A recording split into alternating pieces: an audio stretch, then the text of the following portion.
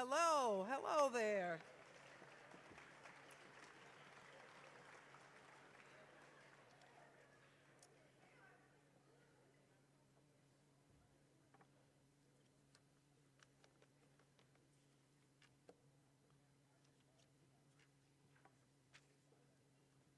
Thank you. Before we get to our movie tonight, we are going to introduce, started a program here. They're called the Ebert Fellows, and they are, I'll tell you some of the things they're going to do with Michael Phillips. And it's really funny because when Michael Phillips was named as the adjunct professor who is going to be the mentor of the Ebert Fellows, people said, why would you have somebody from the Chicago Tribune? Why wouldn't you have somebody from the Chicago Sun-Times? But both Roger and I really like Michael. He's a smart guy. The Ebert Fellows is not a partisan program. It's for anybody, you know, red states and blue states and green and yellow, all of that kind of stuff. And so we think that some of the people who have come through the Ebert Fellows program have been doing really terrific things. Some have gone on and they're doing things in the creative arts or the performing arts, but some come in and they go through the engineering school.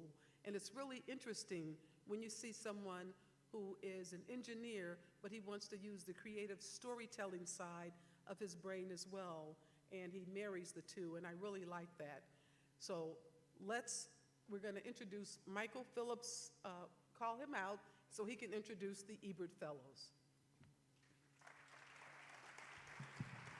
Hey folks.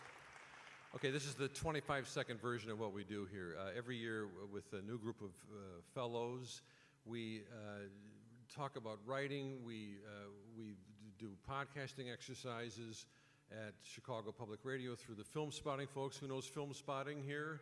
All right.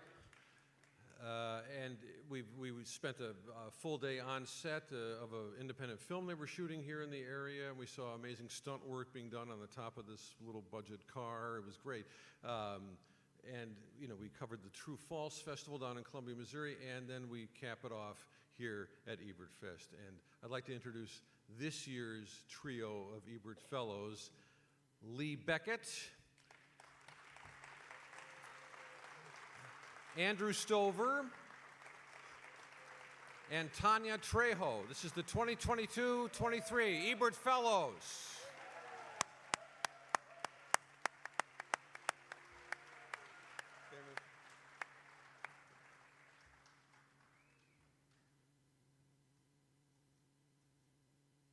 All right, thank you all. Thank you.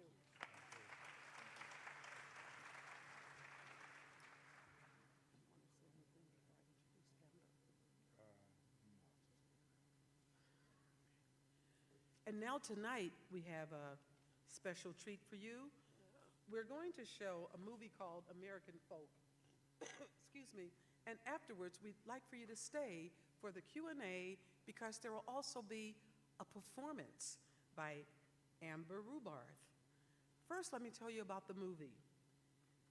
Editor David Hines made his feature directorial debut with the music movie American Folk, which he also wrote.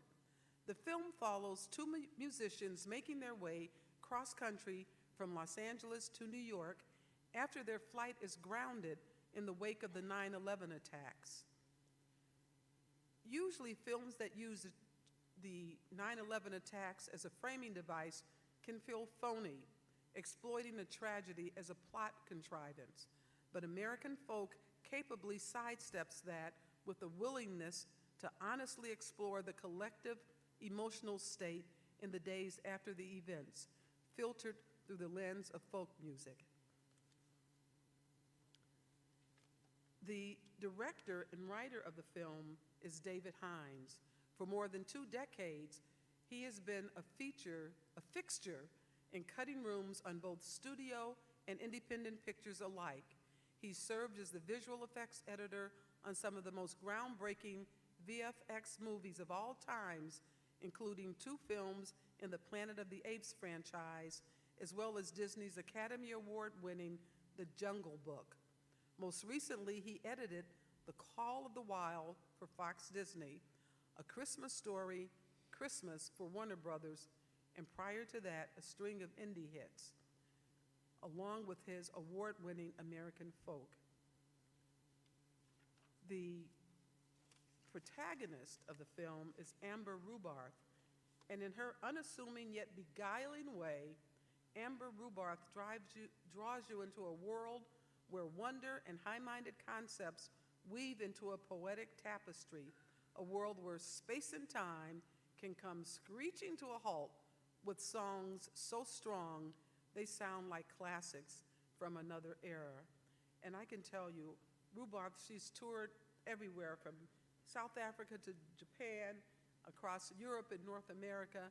I've heard her sing, and she is a sweetheart and an angel, and I'd like to help me welcome David Hines and Amber Rubarth.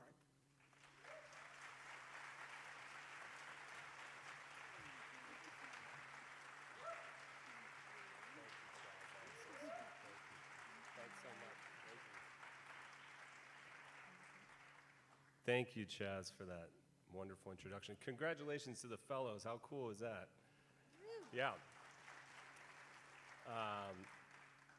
We are honored to be here. This is an incredible festival. I've always wanted to be a part of it. You cannot submit to this festival. You have to be invited, and we were invited, finally. Thank you.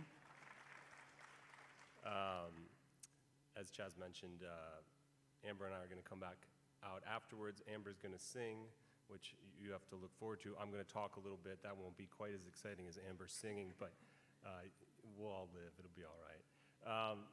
Real quickly about the movie. So ours is a road trip movie. We took the road trip you're about to see from California to New York.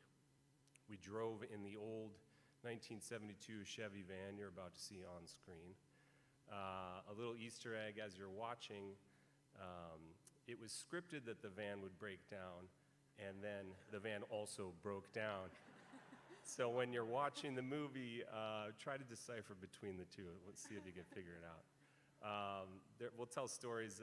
There's lots of stories about the making of this movie. We'll tell a few at the end. Keep your eyes peeled for a little lizard that shows up in the movie.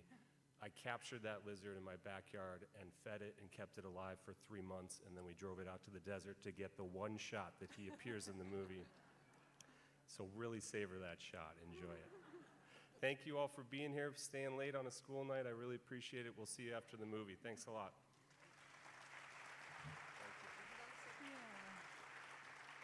And I just wanted to say thank you also. This is the theme of empathy that you talked about yesterday is so resonant with the experience of filming this movie. I feel like I learned so much empathy through being involved in this project and through the heart that David brought to the writing and directing of it.